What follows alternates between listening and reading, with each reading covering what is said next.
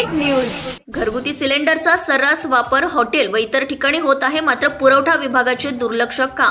पुरवठा विभाग यांच्यावर कारवाई करेल का? Hotel, restaurant, mutton hotel, Chinese, pav bhaji, pav vada, चहा दुकान, दूध, डेअरी प्रोडक्ट्स, फॅक्टरी, पाव बेकरी, केक शॉप, मिठाई, स्वीट दुकान, सुवर्ण कारागिरी काम, रोड लाईन कटर काम, वेल्डिंग कटर काम, मोठमोठे लॉन्स व मंगल कार्यालयातील आचारी इत्यादी ठिकाणी कमर्शियल ऐवजी घरगुती सिलेंडरचा वापर करताना दिसून येत आहे।